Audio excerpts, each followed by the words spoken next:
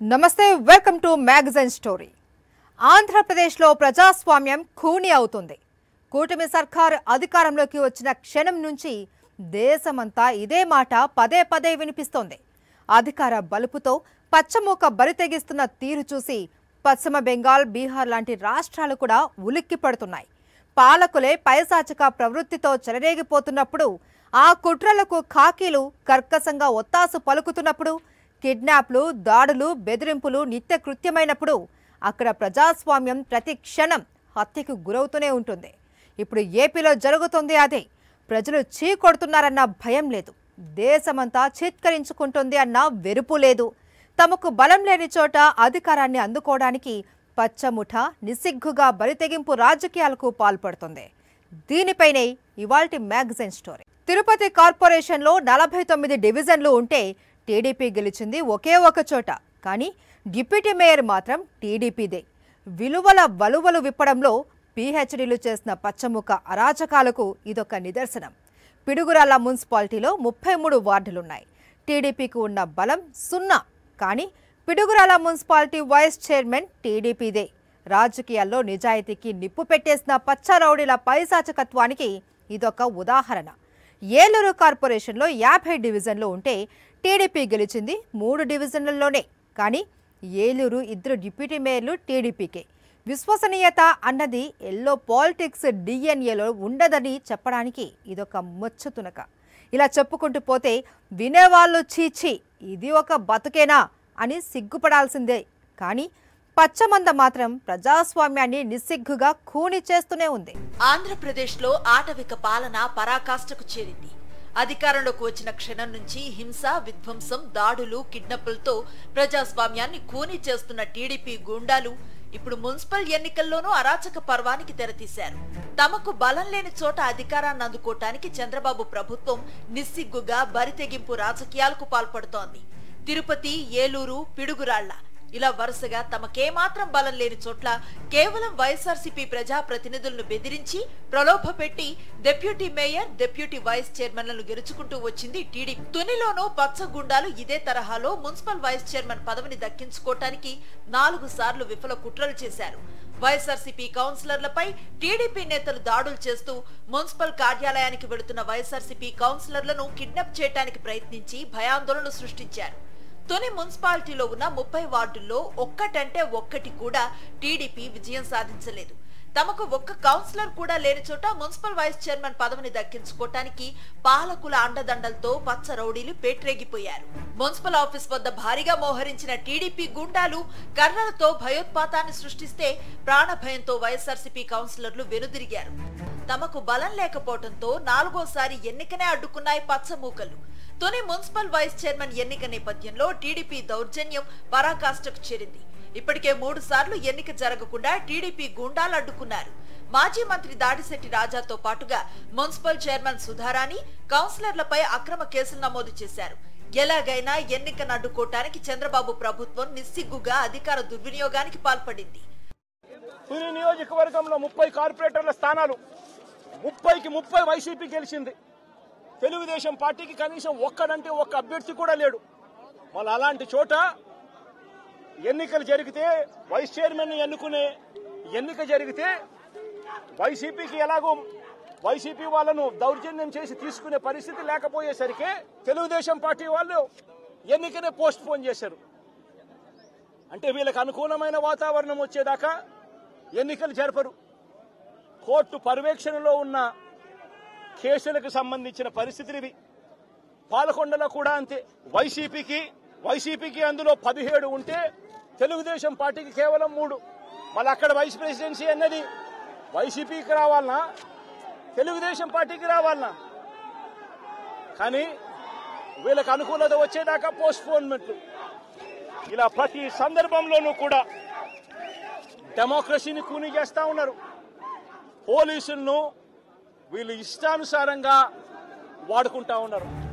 3 పర్యాయాలు టీడీపీ నేతల కుట్రలను వైఎస్ఆర్సీపీ జిల్లా అధ్యక్షుడు దాడిశెట్టి రాజా తిప్పికొట్టడంతో 4వసారి ఎలాగైనా వైఎస్ఆర్సీపీ కౌన్సిలర్లను బెదిరించి ప్రలోభపెట్టి తమ వైపుకు తిప్పుకోవటానికి టీడీపీ గుండాలు విఫల ప్రయత్నాలు చేశారు. అప్పటికే 10 మంది వైఎస్ఆర్సీపీ కౌన్సిలర్లకు నిస్సిగ్గుగా టీడీపీ కండువాలు కప్పేసి ప్రజాస్వామ్యాన్ని అపహాస్యం చేశారు. అయినా అక్రమ మార్గంలో తుని వైస్ చైర్పర్సన్ పదవిని దక్కించుకోవటానికి బలం చాలకపోవడంతో ఓవైపు పోలీసులను పురమాయించారు. అక్రమ కేసులతో ఖాకీలు చెలరేగిపోయారు. మరోవైపు మిగిలిన వైఎస్ఆర్సీపీ కౌన్సిలర్లను కిడ్నాప్ చేయడానికి పచ్చ రౌడీలు విఫల ప్రయత్నాలు చేశారు. మున్సిపల్ చైర్పర్సన్ ఇంటిపై దాడి చేశారు. మా నాయకుల్ని అందరినీ అరెస్ట్ చేయడం, అదుపులో తీసుకోవడం, మండలాల నుంచి తొండంగి మండలం నుంచి కానీ, కోటనందూరు మండలం నుంచి కానీ, తుని మండలం నుంచి కానీ ఏ నాయకులను కూడా టౌన్లోకి రానియకుండా భయభ్రాంతులకు గురి చేసి మా నాయకులు ఇప్పుడు కూడా స్టేషన్లోనే ఉన్నారు. 144 సెక్షన్ ఉంది, సెక్షన్ 31 ఉంది.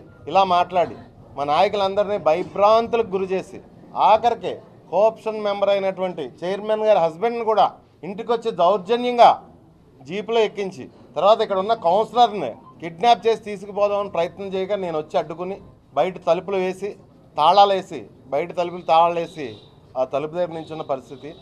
మాకేమో 144 సెక్షన్ 31 అంటున్నారు. వేలాది మంది తెలుగుదేశం పార్టీ కార్యకర్తలు, నాయకులు, రౌడీ షీటర్లు, గోండాలు ఇంటి చుట్టూ తలుపులు బద్దలు కొడతాం రకరకాలుగా ముందుగా ప్లాన్డ్గా పోలీసులు వచ్చి సీసీటీవీ సర్వేలెన్స్ అంతా తీసి పారేశారు. ఇంటికి సంబంధించిన సీసీటీవీ సర్వేలెన్స్ అంతా తీసి పారేశారు. తొని మున్సిపల్ వైస్ చైర్మన్ పదవిని దక్కించుకోవటానికి వైఎస్ఆర్సీపీ కౌన్సిలర్లను కిడ్నాప్ చేయడానికి పచ్చమూక విఫల ప్రయత్నం చేసింది. మున్సిపల్ ఆఫీస్ లో వైఎస్ఆర్సీపీ చేతిలో ఉన్న 17 మంది కౌన్సిలర్లు వెళ్లకుండా టీడీపీ రౌడీలు అడ్డుకున్నారు. మున్సిపల్ ఆఫీస్ వద్ద కర్రలతో మోహరించారు. వైఎస్ఆర్సీపీ కౌన్సిలర్లను కిడ్నాప్ చేసే ప్రయత్నం చేశారు. పోలీసులు చోద్యం చూడటానికే పరిమితం కావడంతో పచ్చమూక చెలరేగిపోయింది. దీంతో ప్రాణ భయంతో వైఎస్ఆర్సీపీ కౌన్సిలర్లు వెనుదిరిగారు. మేమందరం కూడా 17 మంది ఓటేయడానికి వెళ్ళడం జరిగింది.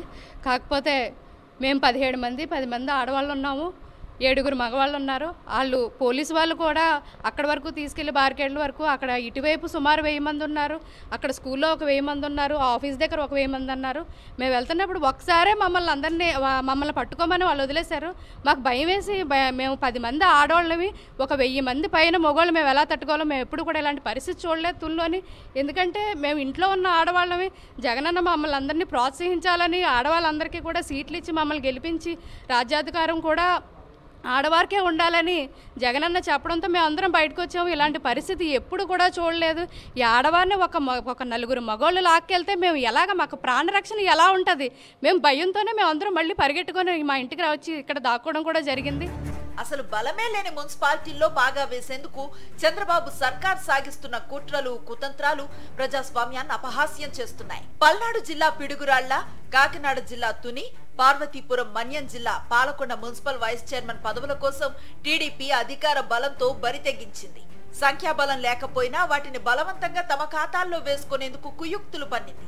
పిడుగురాళ్లలో కూటమి సర్కార్ కుట్రలు పారాయి కానీ తునిలో మాత్రం 4వసారి కూడా చంద్రబాబు ప్రభుత్వ కుతంత్రాన్ని వైఎస్ఆర్సీపీ శ్రేణులు ధైర్యంగా తిప్పికొట్టాయి. టీడీపీ నేత యనమల రామకృష్ణుడు నాయకత్వంలోనే తునిలో ప్రజాస్వామ్యాన్ని ఖూనీ చేసే కుట్ర మొత్తం జరిగింది. తమకు ప్రజలు ఒక్క వార్డు కూడా ఇవ్వకుండా తిరస్కరించిన తునిలో యనమల రామకృష్ణుడు చేస్తున్న బరితెగింపు రాజకీయాలు చూసి ప్రజలు చీకొడుతున్నారు. నిజానికి తొలి నుంచి ప్రజాస్వామ్య విలువను పాతరేయటంలో చంద్రబాబు అడుగు జాడల్లోనే యనమల పయనిస్తూ వస్తున్నారు. ఎన్టీఆర్ కి చంద్రబాబు వెన్నుపోటు పొడిచిన తర్వాత నిండు అసెంబ్లీలో ఎన్టీఆర్ కన్నీళ్లు పెట్టుకుంటూ తనకు మాట్లాడే అవకాశం కోరినా స్పీకర్ స్థానంలో ఉన్న యనమల నిర్దాక్షిణ్యంగా నో చెప్పేశారు. నాడు ఎన్టీఆర్ అసెంబ్లీ నుంచి ఏడుస్తూనే వెళ్లిపోయారు. ప్రజాస్వామ్యాన్ని ఖూనీ చేయటంలో దశాబ్దాల అనుభవం ఉన్న యనమల రామకృష్ణుడు తునిలో అదే చేయటానికి విఫల ప్రయత్నాలు చేస్తూనే ఉన్నారు. హిట్లర్ ని తలపిస్తున్న ఏపీ పాలకుల అరాచకాల్లో మరో అధ్యాయం మొదలైంది. 2 రెళ్లు 4 అన్నందుకు గుండాలు గండ్రాళ్లు విసిరే సీమలో అన్నాడు మహాకవి శ్రీశ్రీ. ఇప్పుడు ఆంధ్రప్రదేశ్లో జరుగుతోంది అదే. బలం లేని చోట అధికారాన్ని అందుకోవడానికి బరితెగింపునే నమ్ముకుంది కూటమి సర్కార్. కుట్రలు, కుతంత్రాలు రచించడంలో, అరాచకాలు చేయడంలో దశాబ్దాల అనుభవం ఉన్న పాలకుల కనుసన్నల్లో పచ్చ గూండాలు చెలరేగిపోతున్నారు. వీళ్ల ఆకృత్యాలను చోద్యం చూస్తూనో, సహాయ సహకారాలు అందిస్తూనో మురిసిపోతున్నారు ఖాకీలు. వెరసి రెడ్ బుక్ రాజ్యాంగం పడగనీడలో చిక్కుకొని ప్రజాస్వామ్యం విలవిలలాడిపోతుంది. అధికార మతంతో అన్ని వ్యవస్థలను ఎలా చిన్నాభిన్నం చేయాలి అన్న కుట్రలకు ఆంధ్రప్రదేశ్ని ప్రయోగశాలగా మార్చేసింది కూటమి సర్కార్. భయపెట్టడం, బెదిరించడం, ప్రలోభ పెట్టడం. ఆంధ్రప్రదేశ్లో జరుగుతోన్న డిప్యూటీ మేయర్లు, వైస్ చైర్మన్ల ఎన్నికల్లో చంద్రబాబు ప్రభుత్వం అమలు చేస్తోన్న కుట్ర ఫార్ములా ఇదే. కేవలం 9 నెలల కాలంలో ఆంధ్రప్రదేశ్ ఇమేజ్ ని ఘోరాతి ఘోరంగా పాడు చేసేసింది కూటమి ప్రభుత్వం. నిజానికి 9 నెలలు అనడం కూడా సరికాదు. ఎందుకంటే అధికారంలోకి వచ్చిన క్షణం నుంచి, ఆ మాటకొస్తే అసెంబ్లీ ఎన్నికల పోలింగ్ నాటి నుంచే టీడీపీ గూండాలు హింస రచన మొదలు పెట్టారు. అధికారంలోకి వచ్చిన తర్వాత ఆటవిక పాలనకి అంతే లేకుండా పోయింది. ప్రజల మీద పగబట్టిన రీతిలో పాలన సాగిస్తోన్న కూటమి సర్కార్ తమకి ఏమాత్రం బలం లేని మున్సిపాలిటీలు, కార్పొరేషన్లలో డిప్యూటీ మేయర్లు, వైస్ చైర్మన్ల పదవులను దక్కించుకోవడానికి నిస్సిగ్గుగా బరితెగించేసింది. తునిలో ఒక్క కౌన్సిలర్ కూడా లేకుండా వైస్ చైర్మన్ పదవి కోసం కుట్రలు పన్నుతూ 4వ పచ్చమూక విఫలమైంది.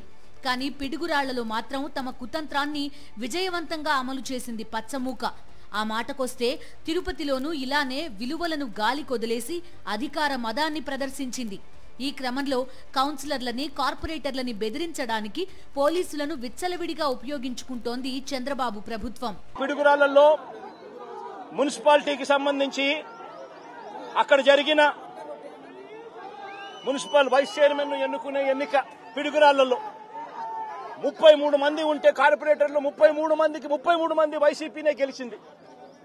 మరి తెలుగుదేశం పార్టీ కార్పొరేటర్ కనీసం ఒక్కడు కూడా లేకపోతే తెలుగుదేశం పార్టీ ఏకంగా పిడుగురాళ్ల వైస్ ప్రెసిడెన్సీ సీటు ఒక్క సభ్యుడు కూడా లేని ఆ సీటును వీళ్ళు సిగ్గు లేకుండా మేమే గెలుచుకున్నాము అని చెప్పుకుంటా ఉన్నారు అని అంటే నిజంగా పోలీసులు అనే వాళ్ళు చంద్రబాబు నాయుడు గారి హయాంలో ఏ స్థాయికి దిగజారిపోయి ప్రజాస్వామ్యాన్ని కూనీ చేస్తా ఉన్నారని చెప్పడానికి నిదర్శనం. తిరుపతిలో 49 సీట్లకు 48 సీట్లు వైసీపీ గెలిచింది. తెలుగుదేశం పార్టీ గెలిచింది కేవలం ఒకే ఒక్క స్థానం. అటువంటి చోట డిప్యూటీ మేయర్ పోస్టు పోలీసుల ఆధ్వర్యంలో తెలుగుదేశం పార్టీ వాళ్ళు కార్పొరేటర్లను కిడ్నాప్ చేసుకుని, బస్సులో నుంచి కిడ్నాప్ చేసుకొని పోయి డిప్యూటీ మేయర్లను మేమే గెలుచుకున్నామని చెప్పి వాళ్ళు ప్రకటించుకుంటా ఉంటే పోలీసులు ఏ స్థాయికి దిగజారిపోయినారు తెలుగుదేశం హయాంలో అని చెప్పడానికి ఇంకో నిదర్శనం.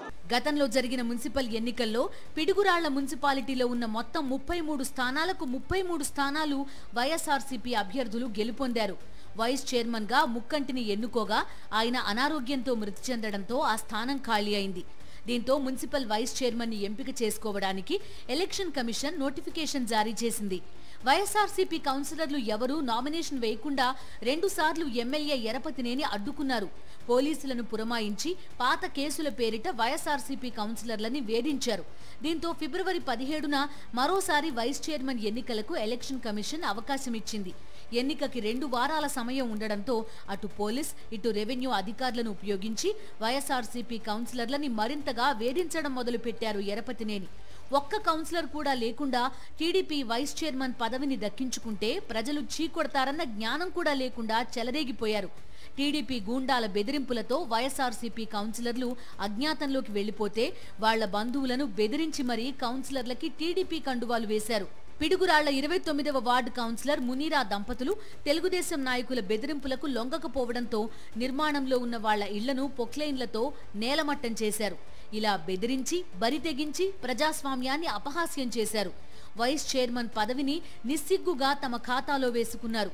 ఇలా చెప్పుకుంటూ పోతే తిరుపతి, నెల్లూరు, ఏలూరు, నూజివీడు, హిందూపురం ఇలా ప్రతి చోట కూడా తమకు ఏమాత్రం బలం లేకపోయినా, కొన్ని చోట్ల ఒక్క కౌన్సిలర్, ఒక్క కార్పొరేటర్ లేకపోయినా డిప్యూటీ మేయర్, వైస్ చైర్మన్ పదవులను రౌడీయిజంతో దక్కించుకున్నారు. తునిలో ప్రజాస్వామ్యాన్ని ఖూనీ చేయడానికి 4 సార్లు విఫలమై మరోసారి కొత్త కుతంత్రాలకు పదును పెడుతున్నారు.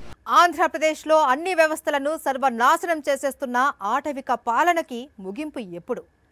హింసాకాండని ప్రభుత్వమే చూసి చూడనట్టు పోవడం, హత్యాకాండని ప్రభుత్వమే పట్టించుకోకపోవడం, హంతకులకు ఏలిన వాళ్లే వత్తాసు పలకడం, దాడులు, విధ్వంసం నెలల తరబడి కొనసాగుతున్న పోలీసులు చోద్యం చూడ్డానికే పరిమితం కావడం ఆంధ్రప్రదేశ్ చరిత్రలోనే కాదు, ఉమ్మడి ఆంధ్రప్రదేశ్ చరిత్రలో కూడా ఇంతటి దారుణ పరిణామాలు ఎప్పుడూ చోటు చేసుకోలేదు. 9 నెలలుగా ఆంధ్రప్రదేశ్లో కొనసాగుతున్న ఆటవిక పాలన మానవ హక్కులను కాలరాస్తోంది.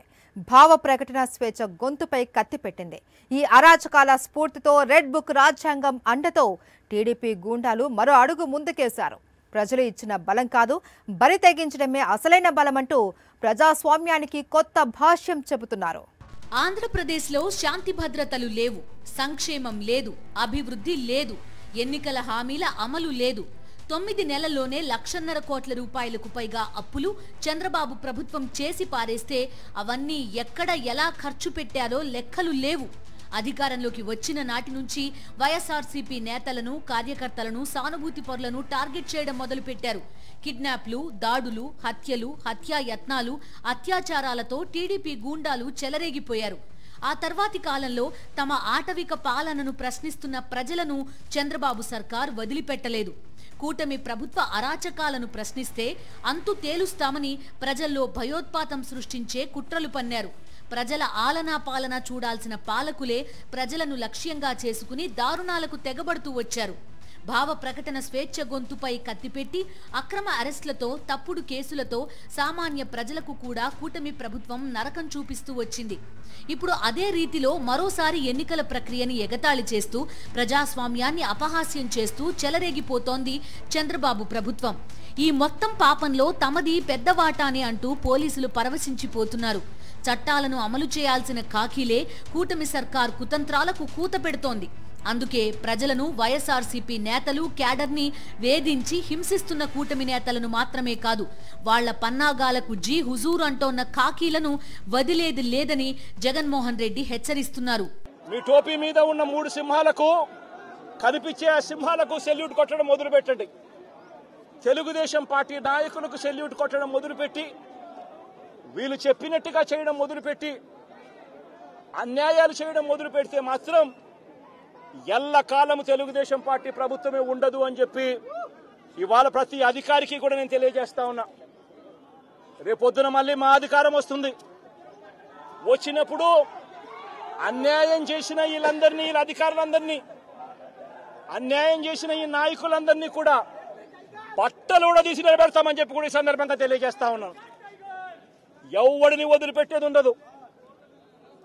ఇదే వంశీని అరెస్ట్ చేసేటప్పుడు సిఐ అన్నాడట, నేను 1.5 సంవత్సరంలో రిటైర్ అయిపోతాను అని చెప్పి. రిటైర్ అయిపోయినా కూడా, సప్త సముద్రాల అవతల ఉన్నా కూడా మొత్తం అందరినీ కూడా పిలిపిస్తామని చెప్పి కూడా ఈ సందర్భంగా చెప్తా ఉన్నా. చట్టం ముందు నిలబడేట్టుగా చేస్తాం, బట్టలు ఊడదీస్తాం, న్యాయం జరిగేట్టుగా చేస్తాం. ఏపీలో ఇప్పుడు హత్యలు చేసేవాళ్లు స్వేచ్ఛగా తిరుగుతున్నారు, అత్యాచారాలు చేసేవాళ్లు స్వేచ్ఛగా తిరుగుతున్నారు, దాడులు, కిడ్నాప్లు చేసేవాళ్లు యథేచ్ఛగా సంచరిస్తున్నారు. కానీ ప్రభుత్వ వైఫల్యాలను ప్రశ్నించే సామాన్య ప్రజలు, టీడీపీకి జై కొట్టని వైఎస్ఆర్సీపీ ప్రజా ప్రతినిధులు మాత్రం నేరస్తులట. ఎన్నికలప్పుడు ఇచ్చిన హామీలపై నిలదీసిన వాళ్లు చట్ట వ్యతిరేక శక్తులట. శాంతి భద్రతలను పరిరక్షించండి మహాప్రభో అని గొంతెత్తిన వాళ్లు అరాచక శక్తులట. యావత్ దేశం సిగ్గుపడే రీతిలో పాలన చేస్తోన్న కూటమి ప్రభుత్వం రోజు రోజుకి మరింతగా దిగజారిపోతోంది.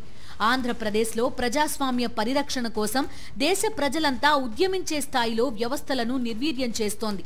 ఈ ఆటవిక పాలనకి ముగింపు ఎప్పుడు భగవంతుడా అంటూ 5.5 కోట్ల మంది ప్రజలు కళ్లలో ఒత్తులు వేసుకుని ఎదురు చూస్తున్నారు. ఇది వాల్టి మ్యాగజైన్ స్టోరీ. మరో ఇంట్రెస్టింగ్ టాపిక్ తో మళ్ళీ కలుద్దాం. అంతవరకు స్టే ట్యూన్ టు సాక్షి.